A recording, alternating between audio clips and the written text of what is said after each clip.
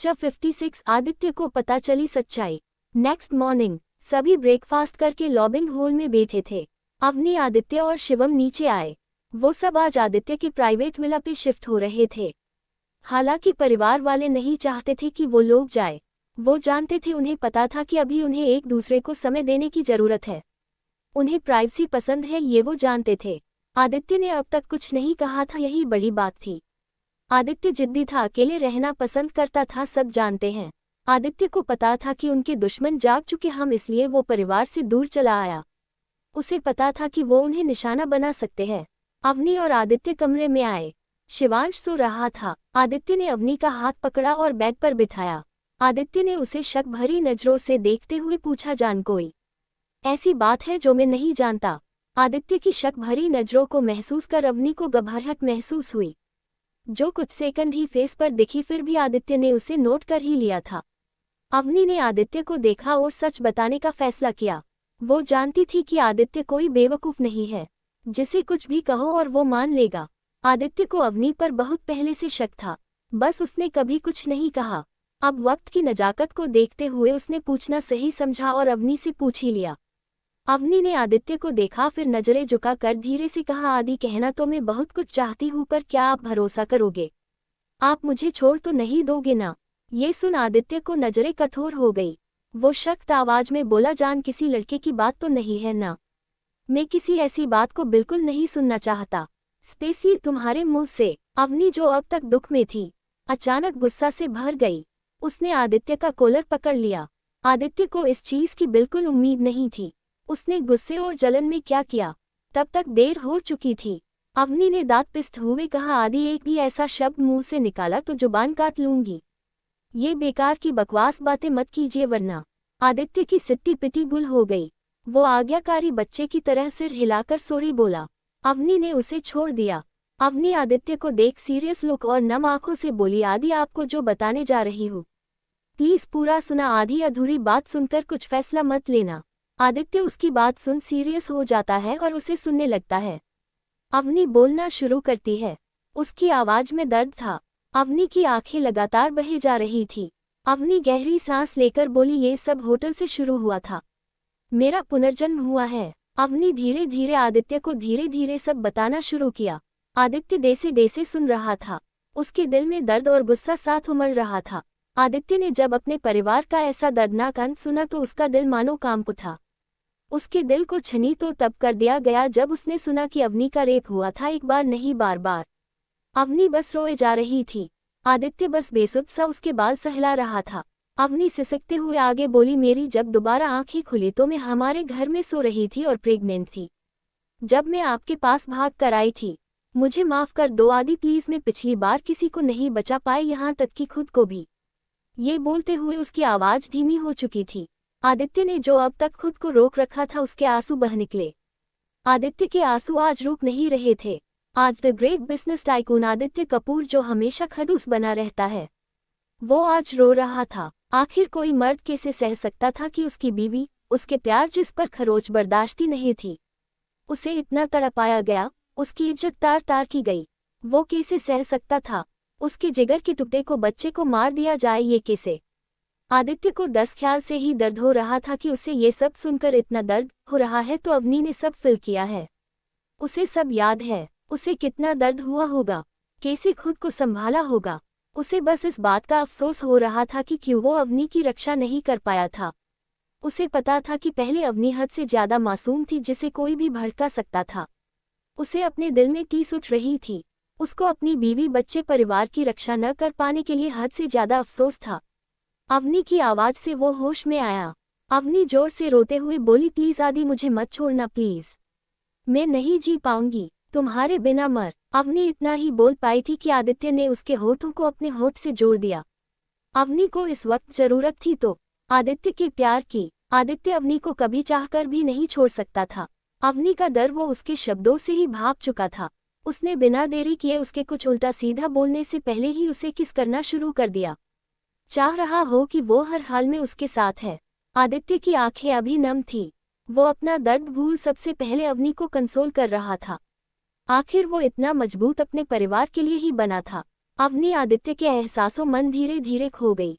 15-20 minute बाद जब अवनी को सांस लेने में दिक्कत हुई तब आदित्य ने उसे छोड़ा।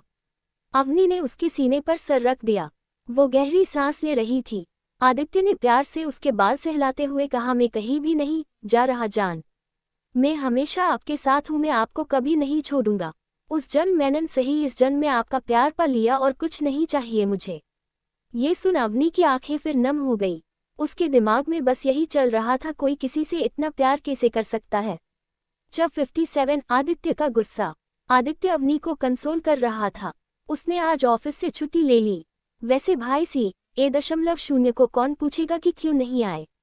आदित्य के कंसोल करने की वजह से और कल रात ठीक से नींद न होने की वजह से अवनी फिर से सो गई। आदित्य उसे एकटक देखे जा रहा था।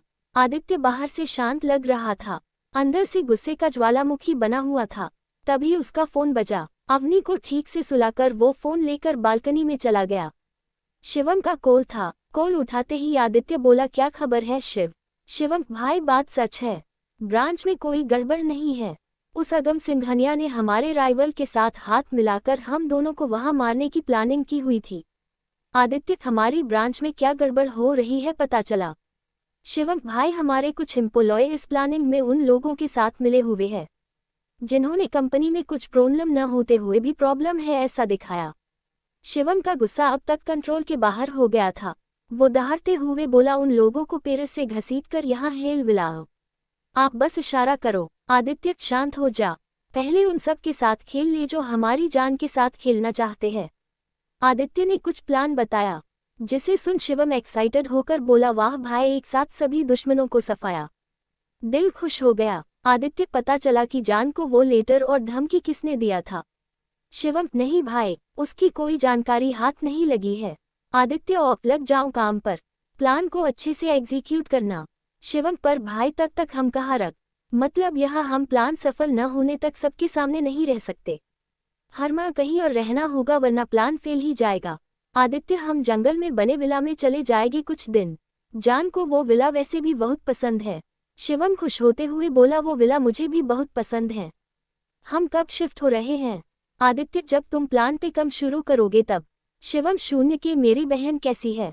आदित्य, ठीक है, सो रही है, रात को ठीक से सोई नहीं। शिवम, ऑप में शायद प्लान की तैयारी में 2 दिन बाहर रह सकता हूँ।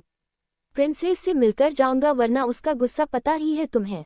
आदित्य, ओके, मिल लेना, तुम्हारी ही बहन है। कुछ बात करके शिवम ने फोन रख दिया। आदित्य बालकनी में खड़ा आसमान की तरफ देखकर कुछ सोच रहा था, पर उसके चेहरे पर कोई भी भाव नहीं थे। उसका ध्यान अवनी की चीख से टूटा। वो चीख सुनकर तुरंत रूम में भाग के गया। उसने देखा अवनी बेड के किनारे सिर टीकाकार जमीन पर बैठे बैठे उसका नाम चिल्ला रही है। अवनी की आंख खुल गई। जब उसने खुद को अकेले पाया तो वो डर गई कि आदित्य कहीं उसे छोड़ न दे। सच जानने के बाद उसे पहला ख्याल यही आया, जिससे वो रोने लगी, चिल्लाने लगी।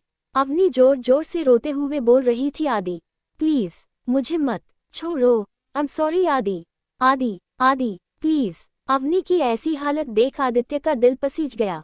वो भागते हुए आया और घुटनों के बल बैठकर अवनी को गले लगा लिया। अवनी जो बेसुध रोए जा रही थी, आदित्य के गले लगाने से होश में आई। उसने कस के आदित्य को गले लगा लिया। अवनी ने आदित्य को इतनी जोर से गले लगाया था जैसे कि उसकी पकड़ जरा सी कम हुई तो आदित्य उसे दूर चला जाएगा। आदित्य उसका डर भाप चुका था। वो समझ चुका था अवनी के दिल का डर, जो शायद सही भी था। आदित्य ने बिल्कुल नहीं रोका अवनी जो कर रही थी, उसे वो करने दिया। अवनी को पहले सपने जैसा लग रहा था, पर जब सच में आदित्य के होने का एहसास हुआ, उसने आदित्य को बिल्कुल पास खींचकर उसे किस करने लगी। वो किस कम और बाइट ज्यादा कर रही थी, जैसे सजा दे रही हो। आदित्य को होठों पर दर्द हो रहा था, पर उसने अवनी को बिल्कुल भी नहीं रोका। उसे इस दर्द की बिल्कुल परवाह नहीं थी। उसने इससे 100 गुना ज्यादा दर्द ट्रेनिंग के वक्त झेला था। अवनी की जब 15 मिनट बाद सांसें फूलने लगी तब उसने आदित्य को छोड़ा। अवनी ने अपना सर उसके कंधे पर टिका दिया। उसके आंखों में हल्की नमी अभी थी। अवनी का ऐसा हाल देखकर आदित्य का दिल पसीज चुका था। उसका दिल कर रहा था सभी को जान से मार दे जिनसे अवनी को इतना दर्द दिया है। अवनी धीमी आवाज में बोली, आदि आप मुझे छोड़कर नहीं जाओगे ना, प्लीज। अवनी की आवाज इतनी धीमी थी कि आदित्य की जगह कोई और होता तो उसे सुनाई भी न देता। आदित्य की सुनने की क्षमता ज्यादा थी। अवनी को जोर से हक करके आदित्य ने उसके माथे को चूमकर प्यार से बोला, मैं कहीं भी नहीं जा रहा मेरी जान। आपको और बेबी को छोड़कर मैं कहाँ जाऊंगा? आपके और हमारे बच्चे के बिना मैं क्या करूँगा? अवनी ये सुनकर धीरे से मुस्कुरा दी। उसका दिल आज हल्का हो गया था। उसे इतने वक्त से लग रहा था कि आदित्य से ये सब छुपाकर वो धोखा कर रही है। आज उसकी चिंता, दर्द, तकलीफ, आंसू सब साथ में बाहर आ गया। उसे अब अपने दिल पर से बोझ हट गया हो ऐसा लगा। आदित्य ने ठंडे फर्श पर से अवनी को उठाया। बेड पर अवनी को लेटकर बालकनी और विंडो बंद करके कमरे का टेम्परेचर सेट किया। अवनी के पास आकर लेट गया और उसे बाहों में खींच लिया। अभी लंच में ज्यादा वक्त नहीं था, इसलिए उन्होंने कमरे में लंच मंगवा लिया। तब तक दोनों रूम से अटैक दूसरे रूम में शिवांश को देखने गए। भाई, इतने शोर के बाद शिवांश कैसे सो सकता है? आदित्य ने अपने रूम में कुछ चेंजेस करवा दिए। आदित्य का रूम वैसे भी बड़ा था। आदित्य के रूम में एक अलग से room, study room, closet, balcony, washroom, बहुत कुछ था। ये रूम आदित्य ने अपने रूम में शिवांश के लिए सेट करवा दिया था, जिससे उसकी नींद किसी वजह से खराब न हो। उन्होंने देखा शिवांश जगा हुआ है। तीनों ने कुछ मस्ती की। अवनी ने शिवांश को दूध पिलाया। अवनी ने आदित्य ने खाना खाया और तीनों एक साथ हैप्पी फैमिली की तरह बेड पे सो गए। दूसरी तरफ सिंघानिया विला। अगम सिंघानिया अपने असिस्टेंट से कुछ डिटेल ले रहा था। अगम, क्या आदित्य पेरिस गया? असिस्टेंट, नहीं सर, एन वक्त पर मिसेज कपूर की तबीयत खराब हो गई, शायद 1-2 दिन में जाएंगे। ये सुनकर अगम की मुठिया कस गई। अगम ने सख्त आवाज के कहा, जब वो निकलने वाला हो पहले हमें बताना। हमें पहले प्लान को अंजाम देने पहुंचना होगा। Assistant, yes boss. 58 शिवम का जाना। शाम के वक्त आदित्य की विला में अवनी और आदित्य डाइनिंग टेबल पर बैठे चाय नाश्ता कर रहे थे। शिवांश अवनी की गोद में बैठा हुआ था। उसके हाथ में एक छोटी सी बोतल थी, जिसमें फ्रेश फ्रूट जूस भरा हुआ था। शिवांश के 2 महीने के हो जाने के बाद अवनी ने उसे थोड़ा थोड़ा फलों का जूस और रस थोड़ी थोड़ी मात्रा में पिलाना शुरू किया था। वो चाहती थी कि अभी से उसका बच्चा स्ट्रांग बने। तभी वहां शिवम की एंट्री हुई। अब अवनी की तरह शिवम भी नौटंकी में नंबर 1 था। दरवाजे से ही चिल्लाना शुरू कर दिया, अरे हमारे बिना नाश्ता हो रहा है। कम से कम आदित्य, तुम्हें अपने साले साहब को खाने के लिए बुलाना चाहिए, और आरती कौन करेगा मेरी? उसकी नौटंकी देख आदित्य ने अपना सर ना में हिला दिया, जैसे कह रहा हो इसका कुछ नहीं हो सकता, नौटंकी कहीं का। आदित्य ने शिवम को पूरी तरह से इग्नोर कर दिया, जैसे वो वहां हो ही नहीं। 5 जिससे शिवम चिढ़ गया। अवनी शिवम की बेकार बनी हुई शक्ल देखकर जोर जोर से हंसने लगी। शिवांश का भी ध्यान जब अपने मामू पे गया तो उनकी सड़ी हुई शक्ल देख खिलखिला दिया। अपने भांजे को अपने ऊपर यूं हंसता देखकर शिवम का पूरा चेहरा काला पड़ गया। उसके भाव और ज्यादा बिगड़ गए। उसका चेहरा इस वक्त अजीब लग रहा था, जिसे देख शिवांश की हंसी बढ़ गई। अवनी हंसते हुए बोली, भाई आप ऐसी शक्ल बनाओगे तो आपका भांजा आपके ऊपर हंसेगा ही ना। आप भी ना, आप ही जाओ, अब नाश्ता कर लो। ये सुनकर शिवम तुर टेबल पर बैठ गया और बोला, गुड़िया एक तुझे ही मेरी फिक्र है, तेरे दसपति को अपने साले की बिल्कुल भी फिक्र। शिवम बोल ही रहा था कि उसे अपने ऊपर किसी की खतरनाक घूरती हुई नजरें महसूस हुई। जैसे ही उसने आदित्य की तरह देखा, उसके शब्द गले में ही फंस गए। आदित्य शिवम को अपनी जानलेवा नजरों से घूर घूर के देख रहा था। ये देख सारे सर्वेंट्स मुंह दबाकर हंस रहे थे। सर्वेंट ने शिवम को नाश्ता परोसा। आदित्य ने सब सर्वेंट को जाने का इशारा कर दिया। सब सर झुका कर चले गए। शिवम ने अवनी के हाथ से शिवांश को लिया और उसे प्यार से सर सहलाने लगा। शिवांश अपनी मामू को गोद में आकर खिलखिला दिया। शिवम ने कुछ देर तक शिवांश के साथ खेला। शिवम ने नाश्ता करते हुए अवनी से कहा, गुड़िया। अवनी ने उसकी तरफ देखकर कहा, जी भाई कोई बात है। अवनी उसकी सीरियसनेस देखकर ही समझ गई थी कि जरूर कोई बात है। शिवम, हाँ गुड़िया, जो पेरिस में हमने इन्वेस्टिगेशन करवाई तब हमें पता चला कि वहाँ कोई भी प्रॉब्लम नहीं है। ये सब एक प्लान था जो हम दोनों को जान से मारने के लिए बनाया गया था। ये सुनकर अवनी भी सीरियस हो गई। उसे तो पहले से ही पता था कि सच क्या है और इन सब के पीछे कौन है। अवनी ने फिर भी पूछा कि ये सब किसने किया है? शिवम, ये सारा प्लान हमारे राइवल्स के साथ मिलकर अगम सिंघानिया ने बनाया था, जो हमारे पेरिस जाने का इंतजार कर रहा है। अवनी का गुस्सा 7वें आसमान पर था। वो अपने परिवार के खिलाफ चल रही साजिश को कैसे जाने देती। आदित्य ने टेढ़ी स्माइल के साथ कहा, उसकी ये इच्छा हम जरूर पूरी करेंगे। अवनी शौक होकर बोली, क्या मतलब है आपका? आदित्य ने अवनी को अपना प्लान बताया। अवनी ने सब सुनने के बाद खुशी से इस प्लान के लिए हाँ बोल दिया। अवनी ने कुछ सोचते हुए कहा, पर उस सिंघानिया के बच्चे को आप लोग कैद कर लेना। उसे इतनी आसान मौत नहीं मिलनी चाहिए। मैं उसे अपने हाथों से टचर करूंगी। ये सुन आदित्य मुस्कुरा दिया।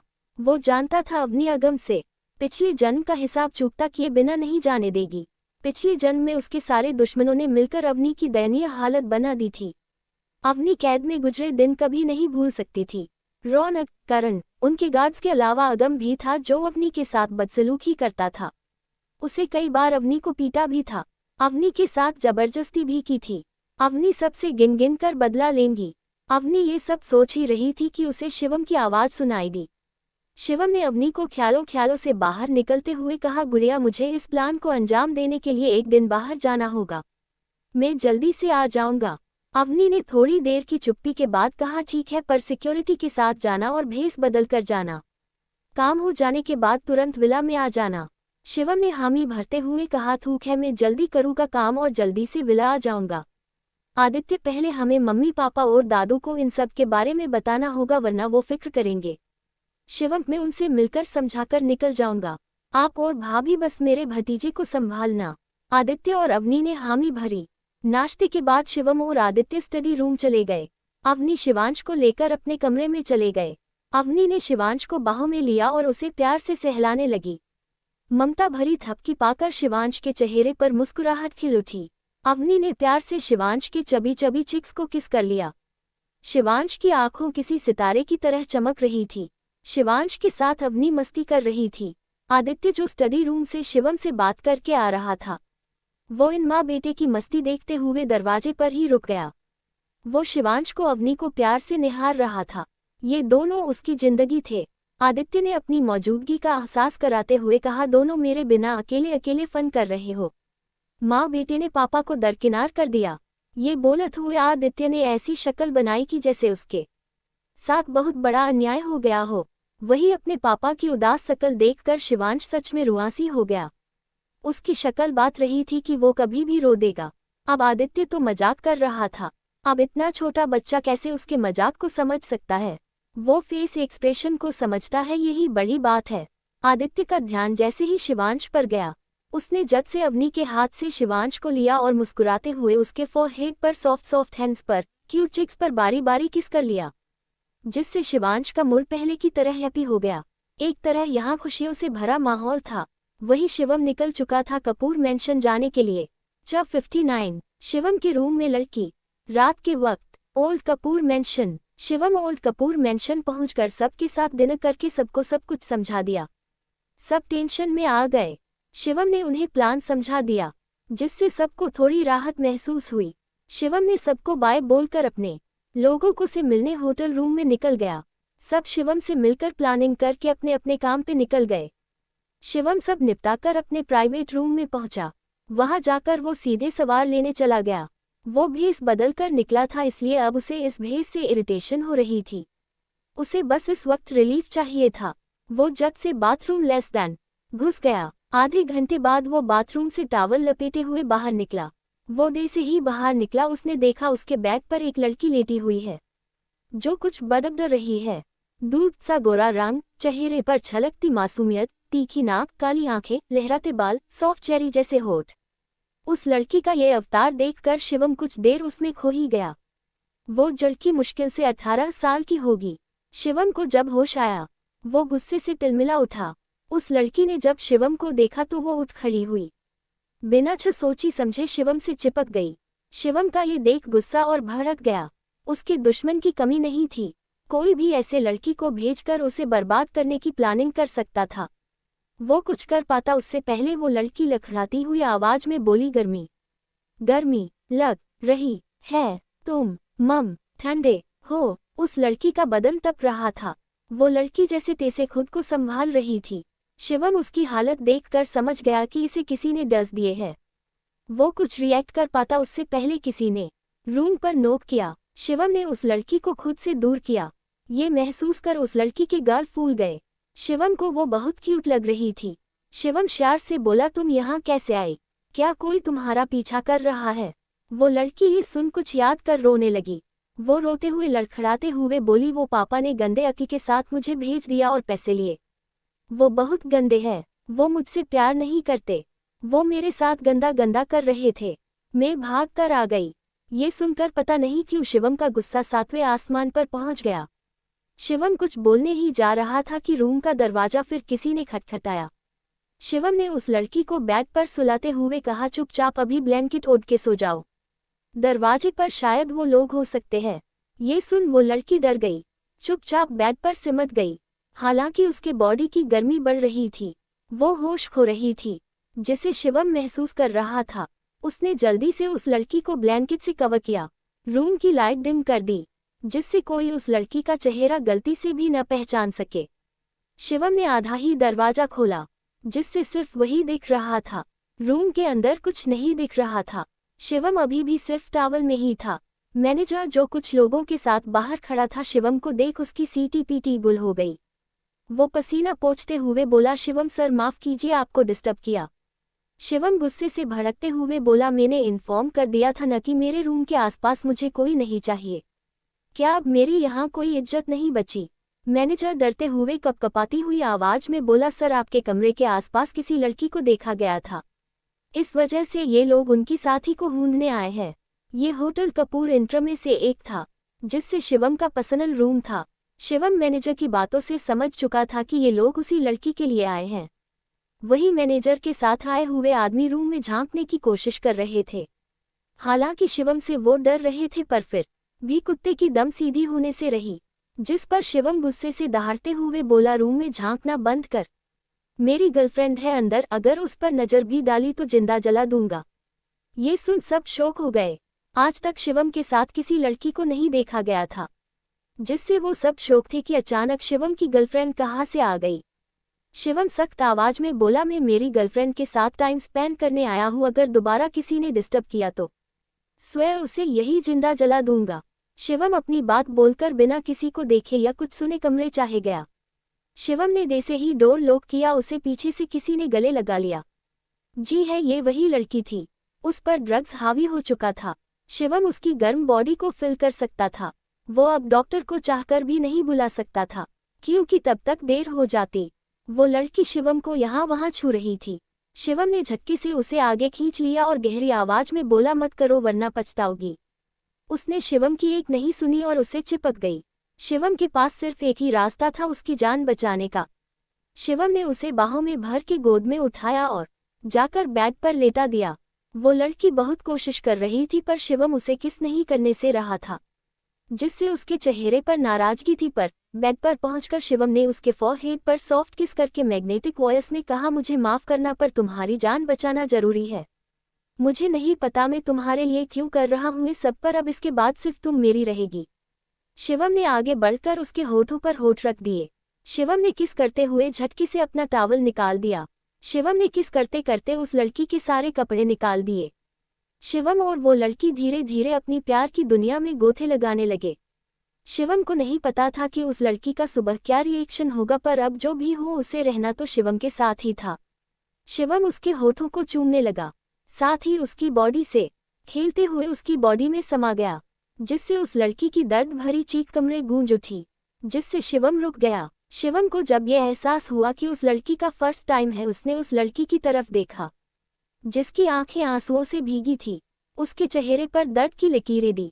शिवम ने उसका ध्यान भटकाने के लिए उसके होठों को चूमना शुरू किया। कुछ ही देर में उस लड़की का दर्द कम हो गया और वो शिवम के होठों के स्वाद में खोसी गई। शिवम को जब उसकी हालत ठीक लगी तो उसने अपनी कमर से मूव करना शुरू कर दिया। कुछ समय बाद रूम में उस लड़की की सिसकियां और शिवम की गहरी सांस की आवाज सुनाई दे रही थी। सुबह के 4 बजे वो लोग रुके और एक दूसरे से लिपट कर सो गए। क्या लगता है दोस्तों, सुबह क्या होगा उस लड़की का रिएक्शन? 60 शिवम की शादी। नेक्स्ट मॉर्निंग सुबह के 10 बजे शिवम की आंखें धीरे धीरे खुली। उसे अपने सीने पर भार महसूस हुआ। उसने जैसे ही नीचे देखा, उसे एक मासूम सी लड़की का चेहरा दिखा। रात की बातें उसे याद आने लगी। शिवम को ये सब याद आते ही वो चिंता में डूब गया। उसे समझ नहीं आ रहा था कि ये लड़की अब कैसा रिएक्ट करेगी। क्या वो उसे गलत समझेगी या उसे समझेगी? शिवम ने जो भी किया था उसकी जान बचाने के लिए ही किया था। उसे 10 के हाई डोज दिए गए थे। अगर शिवम डॉक्टर का इंतजार करता तो शायद उस लड़की की जान चली जाती।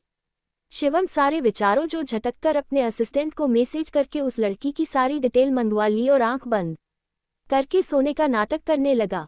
वो देखना चाहता था कि उस लड़की का क्या रिएक्शन होगा। वही शिवम के असिस्टेंट को तो झटका ही लग गया। उसके सर के कमरे में लड़की, मतलब उनके बीच वो सब। यही सोच सोचकर उसकी हालत खराब हुए जा रही थी। वो उस लड़की के लिए भगवान से प्रार्थना करने लगा कि उसका डेविल बॉस उसे कुछ कर न दे। फिर जब काम पेलट गया, उसे पता था उसने देर की तो उस लड़की से पहले शिवम उसे फांसी पर लटका देगा। ये याद आते ही असिस्टेंट जज से काम पेलट गया। शिवम के रूम में आधे घंटे बाद उस लड़की की आंखें खुली। वो डे से ही उठने को हुई। उसे महसूस हुआ कि उसे किसी ने जकड़ कर रखा है। उसकी सारी नींद हवा हो गई। उसने हड़बड़ी में खुद को देखा। उसके बदन पर कपड़े के नाम पर सिर्फ ब्लैंकेट लिपटा हुआ था। एक लड़का उसे जकड़ के सोया हुआ था। शिवम उल्टा लेटा हुआ था जिससे उस लड़की को शिवम का चेहरा नहीं दिखा। उस लड़की ने अपना सर पकड़ लिया। उसकी आंखों से आंसू गिरे। वो धीरे धीरे रात की बातें याद करने लगी। उसे जैसे ही याद आया कि वो खुद इस कमरे में आई थी। उसने ही इस लड़के को उकसाया था, कैसे इस लड़के के उसे बचाया। सब याद करके वो फुट फुट कर रोने लगी। वही उस लड़की के रोने की आवाज़ सुनकर शिवम से रहा नहीं गया। उसने जद से आंखें खोल दी। उस लड़की से फिक्र भरी आवाज में पूछा क्या हुआ। उस लड़की ने दे से शिवम की आवाज सुनी। डरते हुए सर उठाकर उस लड़के की तरफ देखा। वो हकलाकर बोली श व म क पु र आ प। उस लड़की के मुंह से अपना नाम सुनकर शिवम ने सिर हिला दिया। शिवम आए दिन मीडिया के साथ दिखाई देता। उसे पहचानना कोई बड़ी बात नहीं थी। सब उसे जानते ही थे। शिवम को आदित्य ने अपना सर नेम दिया था, जिससे शिवम को कोई प्रॉब्लम न हो। वो लड़की हड़बड़ाते हुए शिवम से माफ़ी मांगते हुए बोली, सर मुझे माफ़ कर दीजिए। मैं गलती से आपके कमरे में आ गई थी। मैं बिल्कुल होश में नहीं थी। मेरे पीछे वो लोग। वो बोलते बोलते रुक गई। वो लड़की वैसे ही शिवम को देख डरी हुई थी। शिवम को भी लोग बाहर डेविल नाम से ही जानता थे। शिवम आदित्य का राइट हैंड था। शिवम ने उसे शांत करते हुए कहा, रिलैक्स, यहाँ कोई नहीं आ सकता। ये हमारा ही होटल है। पहले आप फ्रेश हो जाओ, उसके बाद शांति से बात करते हैं। उस लड़की को भी अपनी हालत का अंदाजा हुआ। इन सारी बातों में वो भूल गई थी कि उसने कपड़े पहने ही नहीं है। ब्लैंकेट थोड़ा सा खिसक गया था, जिससे उसके उभार दिख रहे थे, जिसकी वजह से शिवम की हालत खराब हो रही थी। उस लड़की ने तुरंत ब्लैंकेट ठीक किया। अपने चारों ओर ब्लैंकेट लपेटकर डे से ही उठने को हुई। उसकी जोर से चीख निकल गई। उसके आंखों में आंसू आ गए। चीख सुनकर शिवम तुरंत समझ गया कि उस लड़की से चला नहीं जाएगा। शिवम ने उठकर उस लड़की को गोद में उठा लिया। ये देख वो लड़की हड़बड़ा गई और बोली, क्या कर रहे हैं आप। शिवम बिना किसी भाव से बोला, चलने की हालत तो तुम्हारी है नहीं तो जाहिर सी बात है कि तुम्हारी मदद कर रहा हूँ। ये सुन वो लड़की चुप हो गई। शिवम ने उसे बाथटब में गर्म पानी भरकर बिठाया और खुद भी बैठ गया। ये देख वो हड़बड़ा गई। शिवम उसकी हड़बड़ाहट देख बोला, कुछ नहीं कर रहा हूँ मैं। वैसे भी ऐसा कुछ नहीं बचा जो मैंने नहीं देखा, तो अब कोई फायदा वैसे भी नहीं है। शांति से नहा लो। शिवम की बेशर्मी भरी बातें सुनकर वो लड़की शर्म से पानी पानी हो रही थी। उसने कुछ बोलने की हिम्मत नहीं की। पता नहीं शिवम कुछ और भी बोल दे। वही शिवम को उसका शर्म से लाल चेहरा देखने में बड़ा मजा आ रहा था। शिवम तो था ही आदित्य जैसा बेशर्म। वो दोनों आधे घंटे बाद नहाकर बाहर निकले। दोनों के बाथरॉब पहना हुआ था। आते वक्त भी वो लड़की शिवम की गोद में थी। शिवम ने उसे डायरेक्ट क्लोजेट रूम में सोफे पर बैठा दिया। एक पैकेट पकड़ाकर चेंज करने का बोल चला गया। उस लड़की ने डे से पैकेट खोला। अंदर रेड कलर की शिफॉन की साड़ी रखी हुई थी। पहले वो ये देख शॉक हो गई, फिर उसकी आंखों से आंसू आ गए। उसने जैसे तैसे खुद को संभाल कर साड़ी पहन ली। वो बाहर आई तब तक शिवम भी रेडी हो चुका था। शिवम ने रेड कलर का बिजनेस सूट पहना हुआ था। वो डे से ही बाहर आई। शिवम की नज़र उस पर ठहर गई। तभी कमरे का दरवाजा नॉक हुआ। शिवम अपने होश में आया और दरवाजा खोलने चला गया। बाहर देखा तो स्टाफ हेल्दी नाश्ता लेकर खड़ा था। शिवम ने ट्रॉली ली और सबको भेज दिया। शिवम नाश्ता लेकर आया और सब कॉफी टेबल पर रखने लगा। वो उसकी मदद करना चाहती थी पर वो हिचकिचा रही थी। कुछ देर में शिवम ने सब सेटल कर दिया। शिवम ने उस लड़की को बुलाया और कहा, नाश्ता कर लो चलो। वो लड़की हिचकिचाते हुए शिवम से थोड़ी दूरी पर बैठ गई। शिवम उसकी हिचकिचाहट देख सकता था। उन दोनों ने साथ मिलकर नाश्ता किया। शिवम ने नाश्ते के बाद उस लड़की से कहा, देखो मैं नहीं जानता तुम कौन हो, मेरे कमरे में कैसे आए, पर मैंने ये सब तुम्हारे साथ जानबूझकर नहीं किया। तुम्हें ड्रग्स का हाई डोज दिया गया था। अगर मैं डॉक्टर का इंतजार करता तो शायद तुम बच नहीं पाती। उस लड़की की आंखों के आंसू आ गए। वो बोली, जानती हूँ, मैंने सब देखा, सब सुन। वो लोग मुझे ढूंढने आपके कमरे तक भी आए थे। मुझे थोड़ा थोड़ा होश था। मैं आपको दोष नहीं दे सकती। शिवम उसकी तकलीफ समझ सकता था। आखिर एक वक्त उसकी बहन के साथ यानी अवनी के साथ ऐसे हालात हुए थे। शिवम ने पूछा, कौन थे वो लोग और आपके पीछे क्यों पड़े थे? वो लड़की सिसकियां लेते हुए बोली, वो लोग मेरे पापा ने भेजे थे। मेरी मॉम की डेथ के बाद डैड ने दूसरे दिन दूसरी शादी कर एक बच्ची को घर ले आए। वो लड़की मुझसे बड़ी थी, मतलब उनका पहले से अफेयर था। उन दोनों ने मिलकर पापा के मन में मेरे लिए नफरत भर दी। वो लड़की अपनी बात आगे बढ़ाते हुए बोली, कल उन्होंने मुझे फैमिली डिनर के नाम पर बुलाया और 10 देकर उस आदमी की 3 करोड़ में। इससे आगे बोलने की उसकी हिम्मत नहीं हुई। वो फुट फुट कर रो पड़ी। रोते हुए बस एक ही बात बोले जा रही थी, क्यों? पापा ने क्यों किया? क्या मैं उनके लिए कुछ नहीं हूँ? वही उस लड़की की बात सुनकर शिवम का गुस्सा बढ़ता ही जा रहा था। शिवम का गुस्सा आसमान छू रहा था। उसको उन सब की हत्या करने का मन हो रहा था। शिवम ने हिचकिचाते हुए उस लड़की को अपनी बाहों में लिया। वो लड़की शिवम की बाहों में स्याफ फिल कर रही थी। वो और जोर जोर से रो रही थी। कुछ देर बाद शिवम ने उसे शांत करवाया और पूछा, तुम्हारा नाम क्या है? वो लड़की धीमी सी आवाज में बोली, शिवानी। ये सुन शिवम मन ही मन मुस्कुरा दिया। शिवम, क्या तुम अपने पापा का नाम बता सकती हो? वो लड़की डरते हुए कपकपाती आवाज में बोली, अथर्व शर्मा। शिवम उस लड़की से बोला, क्या तुम मुझसे शादी करोगी? ये सुन शिवानी शॉक हो गई। वो और ज्यादा डर गई। डरते हुए बोली, पापा को पता चला तो वो मेरे साथ आपको भी मार देंगे। ये सुन शिवम उसे घूर घूर कर देखते हुए बोला, तुम्हें क्या लगता है मैं कोई राह चलता आदमी हूँ जिसे कोई भी हर गहरा मार देगा? मैं शिवम कपूर हूँ। मुझे हाथ लगाने की किसी की औकात नहीं। तुम्हारे उस पापा को यूं बर्बाद कर सकता हूँ। ये सुन शिवानी चुप हो गई। आखिर शिवम ने सच ही कहा था। कोई उसे छूने की हिम्मत नहीं रखता। उसका सुतबा ही ऐसा था। शिवानी डरते हुए धीमी आवाज में बोली, आप मुझसे शादी क्यों करना चाहते हैं, जबकि कई सारी लड़कियां आपके साथ शादी करना चाहती है? शिवम, मेरे एक सवाल का जवाब दोगी? शिवानी ने सर हिला दिया। शिवम, आज हमारी अगर शादी हुई और मेरे पास पैसा, पावर, स्टेटस सब है, अगर कल ये सब चला गया तो क्या तुम मुझे छोड़ दोगी? ये सुन शिवानी ने नमे सिर हिलाते हुए कहा, नहीं। शिवम मुस्कुराकर बोला, वो सारी लड़कियां जिसका तुमने जिक्र किया, वो मुझसे नहीं, मेरे स्टेटस, नाम, पैसे से प्यार करती है। आज तक कोई लड़की मेरे नजदीक नहीं आई है। तुम पहली लड़की हो जो मेरे करीब आए हो। ये सुन शिवानी फिर बोली, आप चाहे तो मुझे छोड़ सकते हो, फिर क्यों शादी कर रहे हैं? आप चाहते तो कल रात मुझे मरने के लिए छोड़ सकते हैं। शिवम मुस्कुराकर बोला, कल रात तुम होश में नहीं थी, मैं तो था। अगर मैंने तुमने बचाकर तुम्हारे साथ संबंध बनाया है तो इसका साफ मतलब है कि मैं तुमसे शादी करूंगा ही, ये रात को ही तय हो चुका है। ये सुन शिवानी फिर रोने लगी। उसके पिता ने उसे मरने के लिए छोड़ दिया। वहां कुछ वक्त पहले मिला ये आदमी उसका हाथ थाम रहा था। शिवानी आंखों में आंसू और होठों पे मुस्कान लिए बोली, बस धोखा मत देना और अकेला मत छोड़ना। मैं शादी के लिए तैयार हूँ। ये सुन शिवम मुस्कुरा दिया और बोला, मैं कभी किसी को धोखा नहीं देता। मैं तुम्हें बताना चाहता हूँ, हमारा जितना बड़ा नाम है उतने ही हमारे दुश्मन है, इसलिए कभी किसी की बातों में मत आ जाना। रिश्ते में सबसे बड़ी और जरूरी चीज है भरोसा, जो एक दूसरे पर होना जरूरी होता है। शिवानी भी समझ गई और उसने सहमति में सिर हिला दिया। शिवम ने असिस्टेंट से शादी के पेपर वकील से बनवाने के लिए बोला। बेचारा असिस्टेंट सुबह से शौक पर शौक मिल रहे थे। पहले इन्फॉर्मेशन मंगवाना, फिर कपड़े मंगवाना, फिर शादी के पेपर। असिस्टेंट बेहोश होते होते बचा प्यार की मात्रा छछाए। आज के लिए इतना ही। मिलेंगे कल यारो। आगे देखने के लिए लाइक एंड सब्सक्राइब करें। कमेंट करके बताएं स्टोरी कैसी लगी। धन्यवाद।